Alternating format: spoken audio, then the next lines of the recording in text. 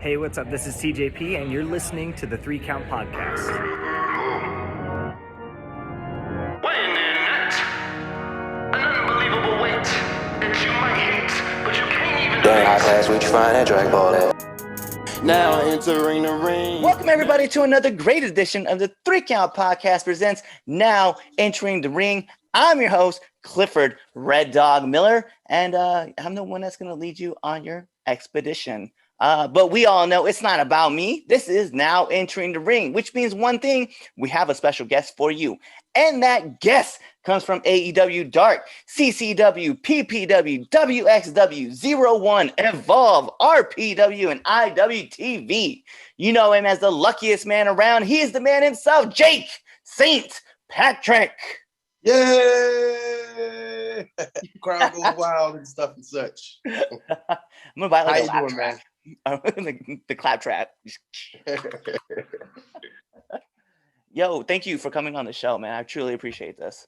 Oh man, thank you for having me, man. Blessings. Yep, yeah, man. So I'm just curious, man. Like, what have you been up to, man, lately? Trying to keep myself in shape, trying to stay healthy. Just working, trying to make bill money. Yep. Yep. I don't understand that, man. So I'm very curious, man. First question I'm going to ask you is, who is James St. Patrick? Well, James St. Patrick is my cousin Jimmy from New York. Y'all call him James, but I call him Jimmy. I, however, am Jake St. Patrick. Everyone always gets that name confused. Yeah. I don't know how, I don't know why, but James is my cousin Jimmy from New York. I am Jake. You know what's crazy is because I was looking through the wrestling database and I was like, yo, why is this up here like this? So maybe that's what it was. The error was in there. That error is commonly made. I'm very sorry. See, then we just ruined everything. We have all this cool stuff happening, and then we just Who is Jake St. Patrick? Jake St. Patrick is a necessity-made character who likes to enjoy life. Smile, have fun, get excited, stay positive for the most part. But when it comes down to getting in that ring is his baby. That ring is his first love. So he takes everything inside that ring and outside of that ring. When it comes to professional wrestling, he takes it very, very serious. Bet, man. I'm just like when I was watching you on AEW Dark, I was like, yo, this dude is like got some fierceness to him. And I really appreciate everything that you were putting into the ring. So when you say like it's your baby, you can clearly see like this is how you handle shit. Oh yeah, definitely. Most people have their vices of food or an alcoholic beverage or sitting down in front of the TV and watching their favorite show. My vice is professional wrestling. Any and everything that has to do with it. So what brought you into the business though? Well, my grandpa was how I was introduced to professional wrestling. Ever since I was a small pup, he would flip through channels and it would be his old black and white westerns and it would be professional wrestling. His favorite, of course, was the Junkyard Dog. So that is how I was introduced to professional wrestling, what they would call the golden era. You have your Junkyard Dogs, your Macho Mans, your Ric Flairs, your Hulk Hogans, your Andre the Giants, your Wild Samoans. That is the era that my grandpa watched, and I've pretty much been watching it ever since. Bet. Oh, so I'm just curious though. Like I like that was a bunch of guys that you just named, man. Like, was there one in particular that like just stood out to you? In that golden era, this was right before the painted faces and all that stuff. The Road Warriors hadn't made it to the WWF just yet, so I wouldn't say them. I'll probably say, Junkyard Dog stood out the most because he was one of the only wrestlers that looked like me.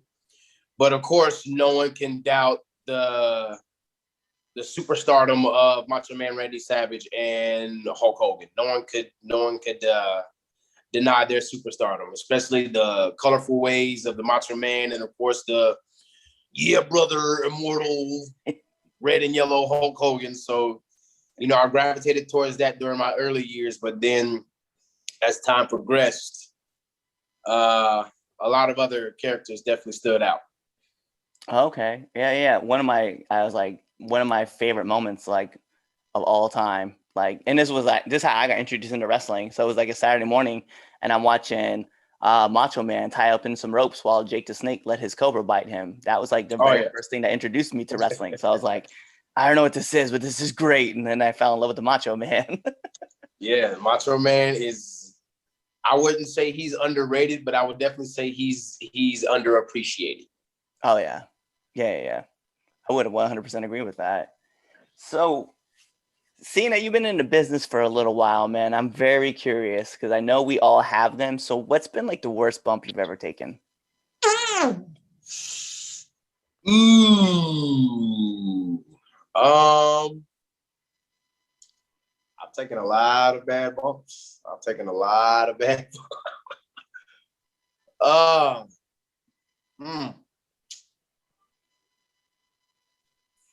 Let's see. I've been put through a table. I've been slammed on top of chairs, slammed on top of a ladder, choke slammed on a stage, power bombed 3 times by Brian Cage.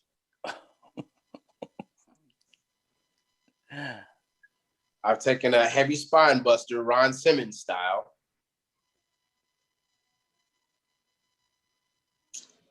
I don't know. I can't pinpoint probably one of the worst bumps I've taken. I will say this though. The first power bomb Brian Cage ever gave to me definitely rung my bell. So recently, I would say that one. I was like, you just named like a bunch of them, and I was like, you know what? This doesn't sound like fun at all. Yeah, the things we do to our bodies. Things we do for the love of wrestling. Yeah, I mean, I played football before, so I was kind of used to the hits. Yeah, but I feel like when it comes to football, like, you're gonna get tackled, right? And like you do everything you can to like protect yourself, like in wrestling. I was like, but sometimes, man, you get hit with one, you're just like, I didn't see that one coming. It's like, There's several of those. Several of those. I was like, I'm not gonna front, man. Earlier today in practice, I had one of them happen to me, and I was like, I didn't see this one happening. Oh yeah, there's some that catch you off guard. It's like, oh, okay, that one hurt. Hold on. I did. I mean, I caught one today, and I laid on the ground. And I just curled up, and I was just like, just don't move me, man. I'm just gonna lay here for a little bit and just. I've had one of those in wrestling, and I've had a few of those in football too. Where it's like, just give me a minute. Where's my mouthpiece? Yeah. So, speaking of football, what's the hardest thing you've ever been hit? Oh, I had a linebacker in college. His real government name is Nick Nasty. And I was the inside slot receiver. I ran a slant directly into him. He laid his shoulder as hard as he possibly could into me, and I laid there. I don't know how long I laid there, but that was the hit where I was like, just give me a minute. Where's my mouthpiece? And they said, it's still in your mouth. I was like, oh, okay. Let me lay here for a second and gather my life. So I'd probably say that's the hardest I've been hit. What about in a ring? Ooh. I've been kicked in the mouth before to where it's loosened up a couple teeth. Mm. We actually have partial of a tooth on this side is gone. Almost the whole tooth is gone. And partial tooth on this side is gone. Shit. So yeah, we take hits. Yeah, I genuinely asked that question because like I know a lot of viewers and a lot of our listeners are all like, but it's predetermined. I'm like, it don't mean it don't hurt. Like, I asked this question for that reason. Hey, yeah, a lot. They would be surprised that a lot of these sports are predetermined. That don't mean it hurts any less. I was watching a shootout and I forgot who it was, but the goalie, it was during like the All-Star game, and they were talking to the goalie and they're like, does it hurt when they're like, we know it doesn't hurt when a puck hits you. And he was like, that's a very untrue myth. It's like, Very untrue. I know how hard those things are. They got some weight to them. So if, no, I wouldn't want to get hit with one of those. and that's what I think about wrestling. I was like, when I get hit and I hit the ground, I'm like, oh, I did not to feel that one coming. I'm gonna feel that one tomorrow. I was like, oh, it's tough, man. But I'm very curious, man. Like and this is something I've been learning recently. So I've been genuinely like having fun asking this question a lot, right? So a lot of wrestlers will not eat before a show, right? Like usually like 4 or 5 hours, they won't eat before the show. But they have like this giant post-match meal or even like post-match snack. Like, do you have a go-to post-match snack or slash meal? Nope. I definitely don't do that. I don't eat before a show. Forget that, because no, I need to eat something. Like, I'll eat maybe 2 or 3 hours before my match. Now, I'm not gonna eat like a full course meal and try to be heavy, but I need to have something in my stomach so that I can work efficiently. And then after the show, I definitely pig out.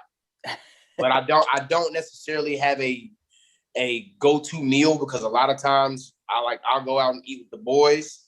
So it'll be, oh, well, what's open right now? Most of the time it's like a Waffle House or a Denny's or an IHOP or something like that, as opposed to like, I don't do like fast foods like McDonald's. Like, I do a large fry here and there, but that's about it as far as like fast food. I haven't really indulged in fast food in quite a while. No, unless you want to count Wingstop as fast food, which it's not, because that takes like 30 minutes. Yeah. I was like, I get all the Wingstop I can, man. I love Wingstop. Oh, that's my favorite. I used to work there, so that's always been a favorite of mine since I worked there. Oh yeah. What was your go-to wing? I have 3. I have hickory smoked barbecue, the Cajun, and the mango habanero. Those are all really good choices. I do agree. I like those. I was like a lemon pepper person myself, so I'm always like, yeah, let me grab it. I've tasted every flavor that they have, again, because I work there.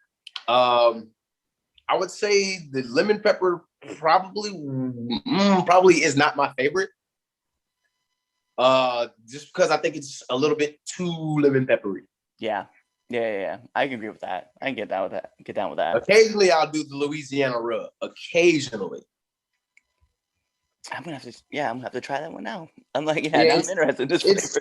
Yeah, because the Louisiana rub and the lemon pepper are both dry rubs, but then of course they add the lemon pepper seasoning or the Cajun seasoning on it. And me, I'm a spicy guy.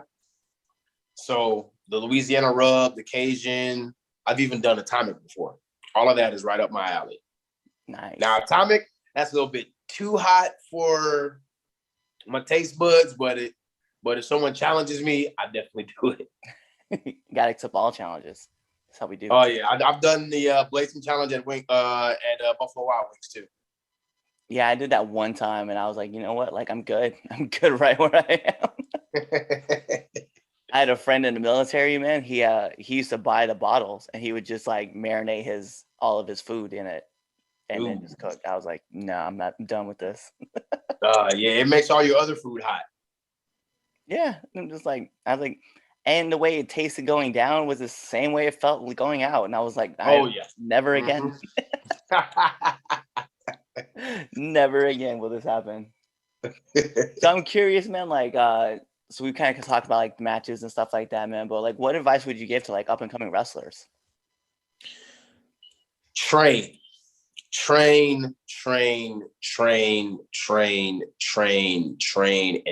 some more. Go to practice as much as you can. Go to seminars as much as you can. Learn about this business, not only just the wrestling. Definitely learn the wrestling. That's first and foremost, most important. But learn the ins, the outs, the ups, the downs, the inside outs, the reverses. Learn everything that you can possibly learn about this business, because once it's all said and done and you do generally have love for the business, you're going to want to give back to the business. For example, right now I do occasional coaching with CCW. And if I go anywhere else, I'll coach other guys up too, to the things that I've learned from my experiences both living in Illinois and living here in Florida, there are several different styles of coaching, several different ways to do the same thing. Like there's a million different ways to do an arm drag. There's a million different ways to do a headlock takeover. There's a million different ways to do a wrist lock. Like there's so many different ways to do the same thing. So when you have several different coaches teaching you several different ways to do the same thing, that expands your repertoire in ways that you can get in and get out of holds and maneuvers. But again, first and foremost, go to training, because there's a lot of wrestlers out here that may have went to 6 months of training or a year of training, and they feel like they don't need to go to training no more because they're doing shows. Just because you're doing shows does not mean you don't need to go to train, because there are some guys and gals out here that are on shows that need, and I'm going to put the word need in all caps, quotations, parentheses, brackets, underline, bold, italicized, all that. They need training. And it kind of rubs me a certain way that a lot of them, just because they work shows, they feel that they don't need to train anymore. So that's why they're limited to what they can and can't do in the ring, as opposed to a guy like me who's a student of the game, who never wants to stop learning, who never wants to stop training. I will say I want to minimize my bumps, but as far as, you know, going to training and learning the different styles, different ways that this coach teaches compared to the way that this coach teaches, compared to the way that that coach teaches, compared to the way that that coach teaches. Like, Devon doesn't teach the same way Bubba teaches. Bubba doesn't teach the same way Pablo Marquez teaches. Pablo Marquez doesn't teach the same way Gangrel teaches. Gangrel doesn't teach the same way Frankie Reyes teaches. Frankie Reyes doesn't teach the same way Bear St. Pierre teaches. Like, all these guys teach different ways and different styles.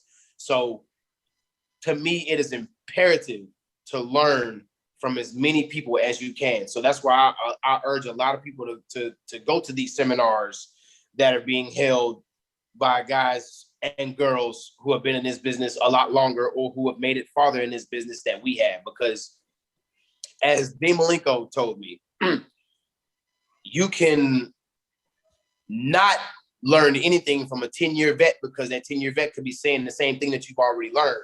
But yet, a guy who just started 6 months ago, you can learn something from him, whether it be something to do or something not to do, and vice versa. You can learn something from a 15-year vet that you never heard before, or something that you did heard before, but it didn't click until they said it.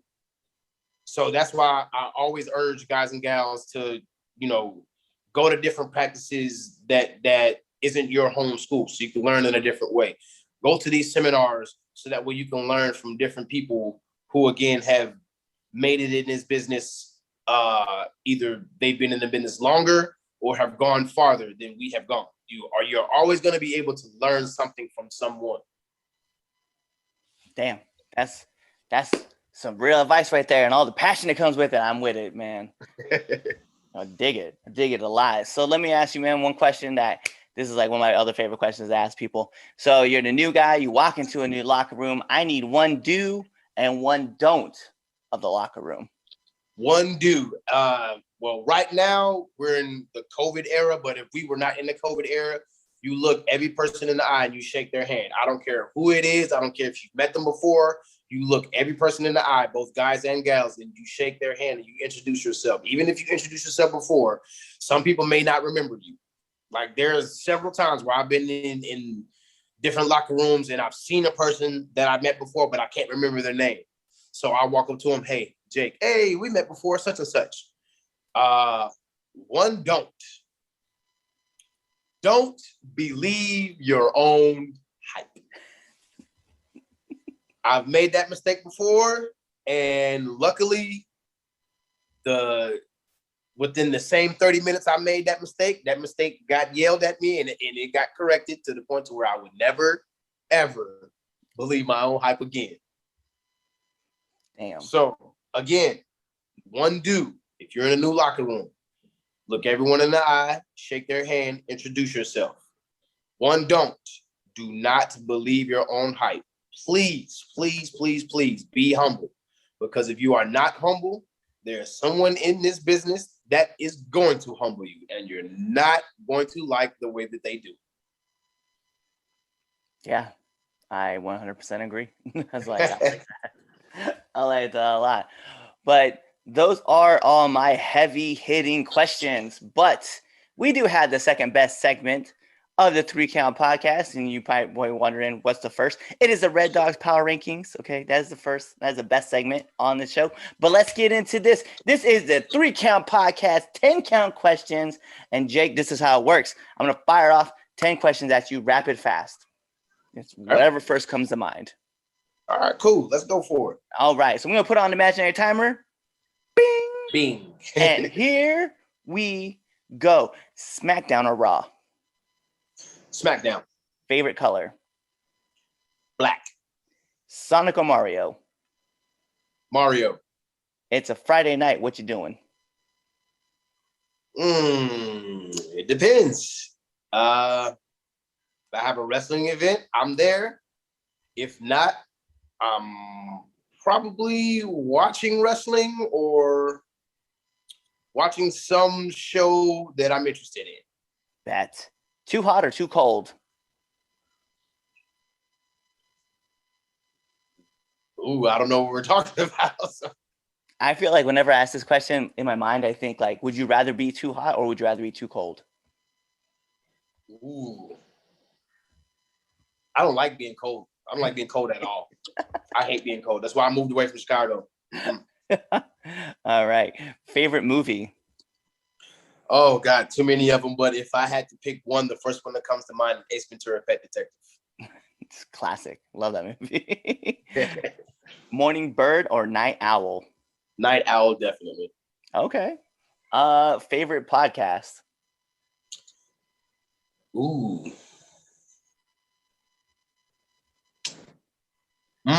That's a good one. Right now, and it's because I learned so much from this guy now, Talk is Jericho. I do like that podcast a lot too. I learned so much from him on and off that podcast. So nominate one person that you want to see on this show. My partner, Sam Scott. Hey. And then last but not least, my favorite question to ask every single person who comes on this show, favorite curse word.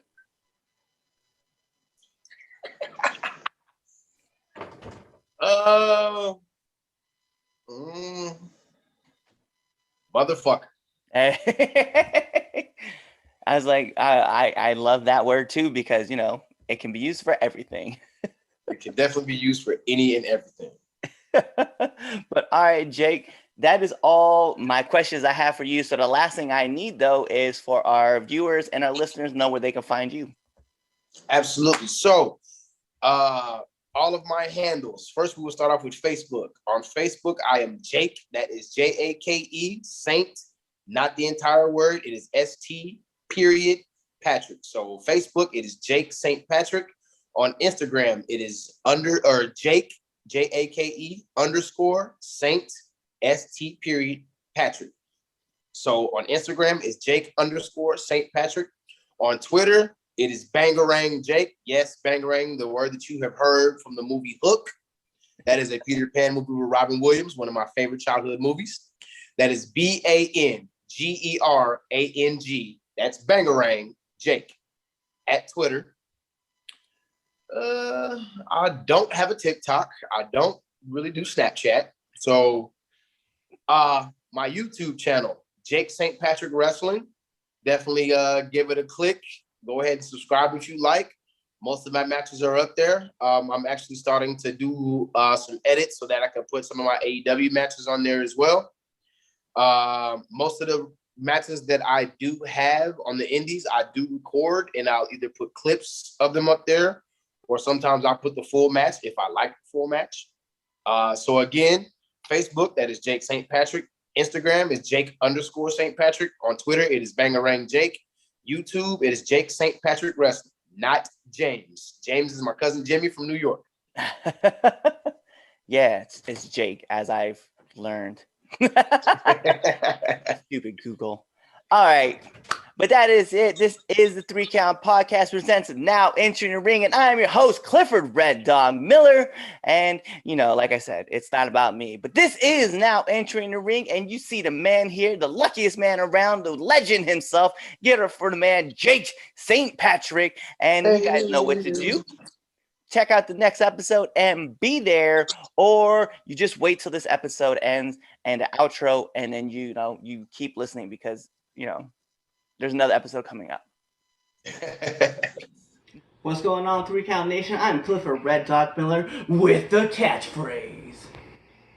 But what I really want to do right now, go to twitter.com, right? Go over there, find us at the 3 Count _ pod. Give us a follow, give us a like, give us a comment. We want to talk to you guys. Go to IG at the 3 Count pod. Give us a like, give us a follow, leave us a comment. We want to interact with you. Go to youtube.com, give us a subscribe, turn the bell on, turn the notifications, leave a comment. We want to talk to you. Go to anchor.fm / the 3 Count podcast, and in there you can leave us a message and we will talk to you. Basically what I'm trying to tell you is that we want to talk to you. We want to have fun with you guys, and we love listening to what you guys have to say. Also, one thing I need you to do for me, the 3 Count podcast also has merchandise. Oh, at prowrestlingtees.com / the 3 Count pod. Please go buy our t-shirts. We love you guys, and we hope you love us too. So show us some support, please.